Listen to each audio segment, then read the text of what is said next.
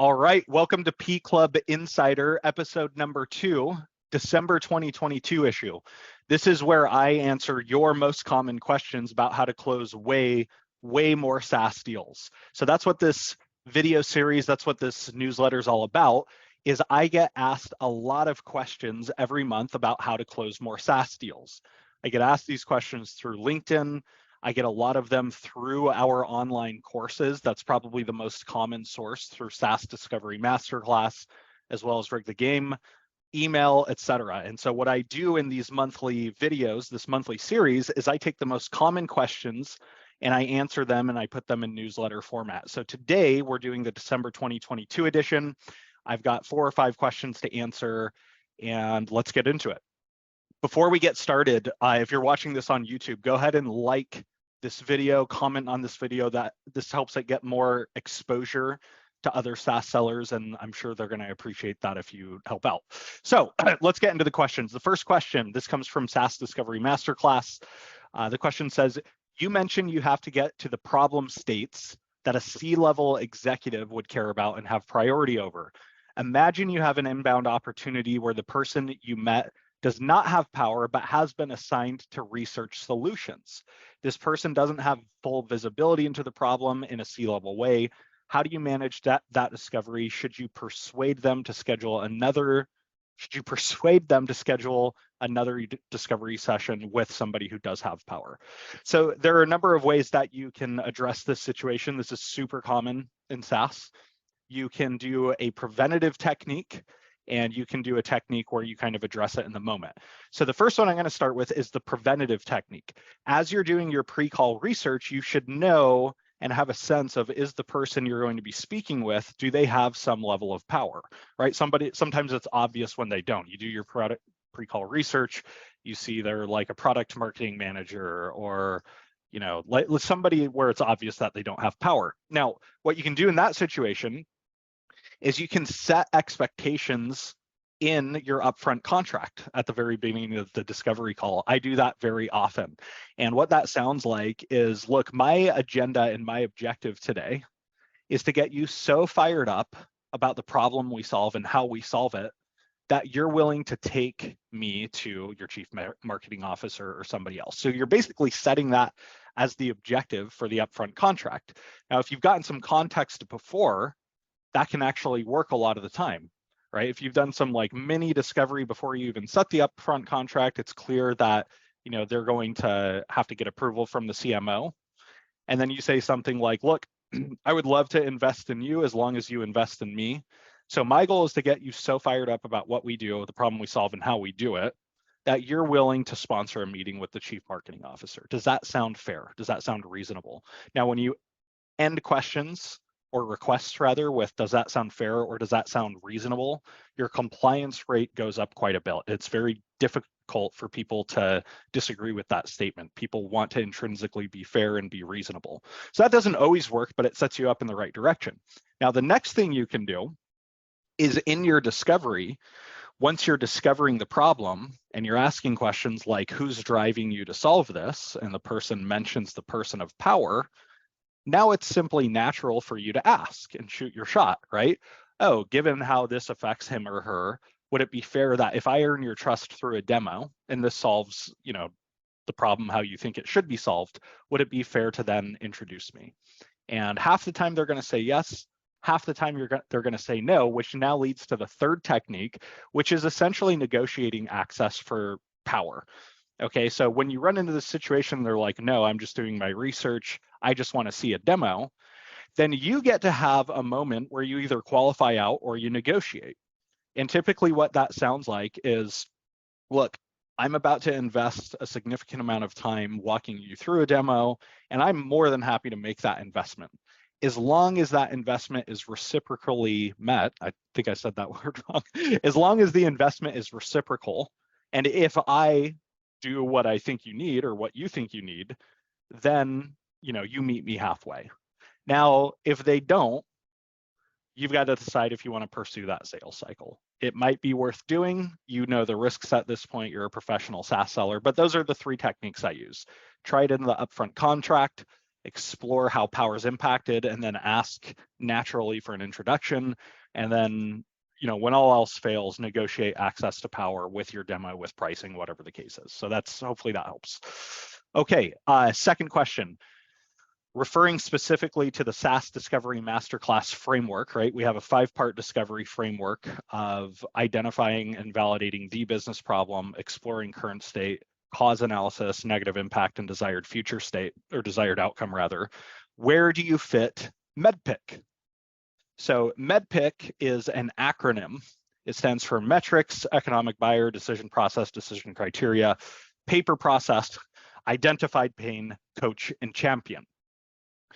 The answer to this question is that MEDDPICC is not a sales methodology. It's not a sales process. It's a deal qualification methodology. And I'm not talking about qualifying your customers. I'm talking about qualifying a deal in and out of the forecast. Typically, this is an internal conversation.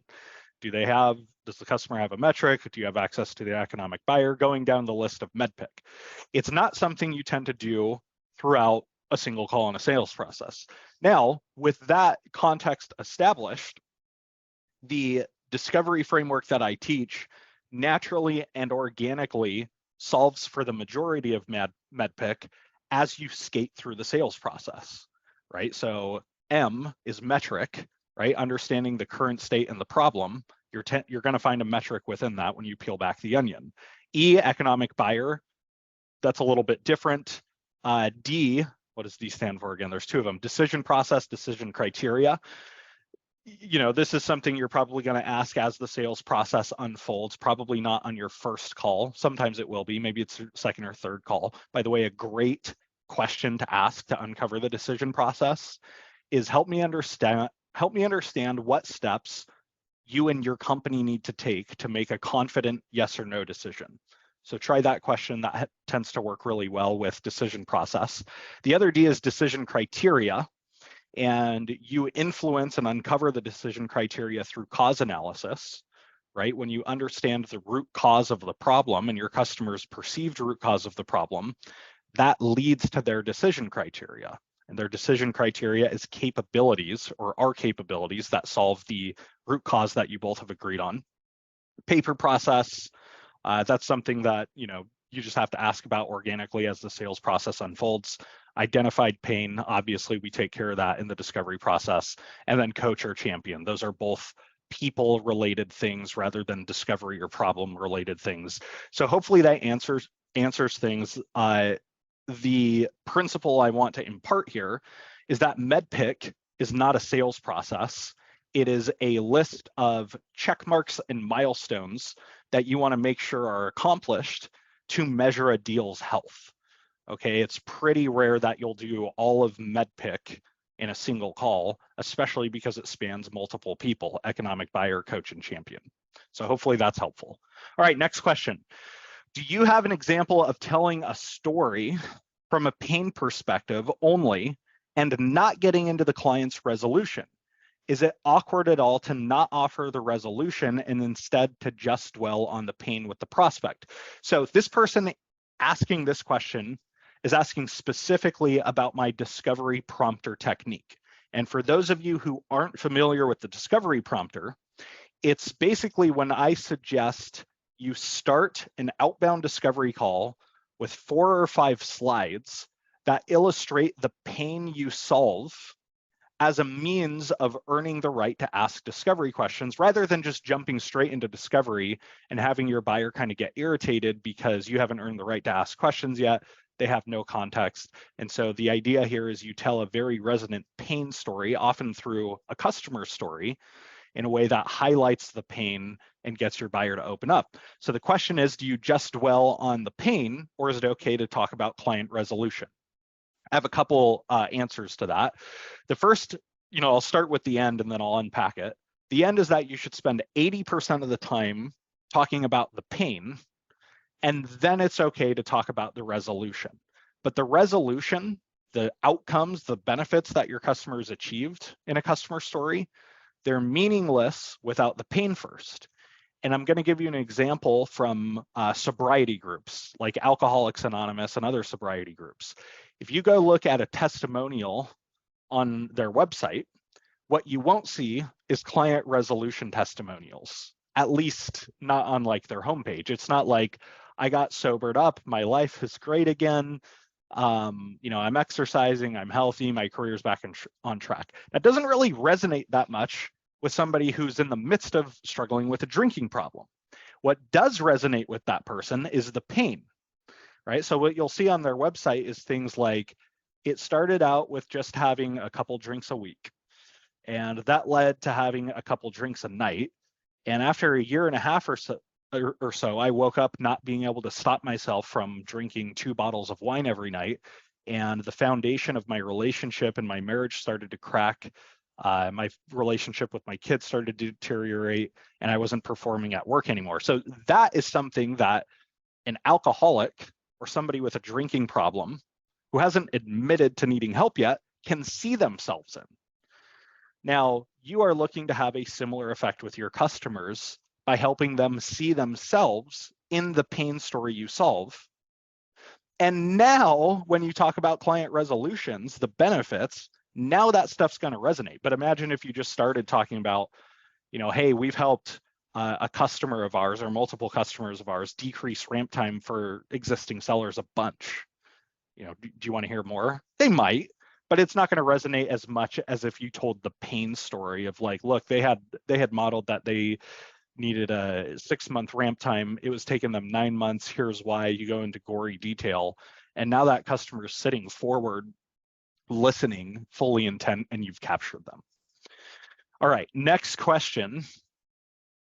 What happens when an open question you ask about pain or negative impact bring the conversation into an area that you don't want to go? In other words, probably an area that you can't solve for. The first thing I would say is that's what's on your customer's mind.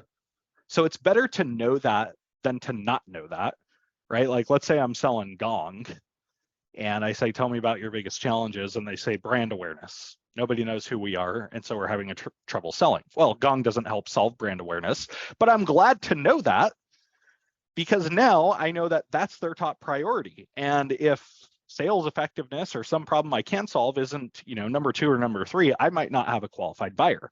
Now, the second more tactical answer to this question is you should just have an honest conversation with your customer, right? Like, let's say you ask an open-ended question, they go in a direction that you can't really help with, but you're listening intently. You hang on to that conversation thread for a few minutes, and then you just stop and say, look, I understand where you're coming from. That challenge is not something, frankly, that I can help you with. Now, here are the challenges that I can help you with. This, and this. And I just want you to be honest. Are you dealing with any of these?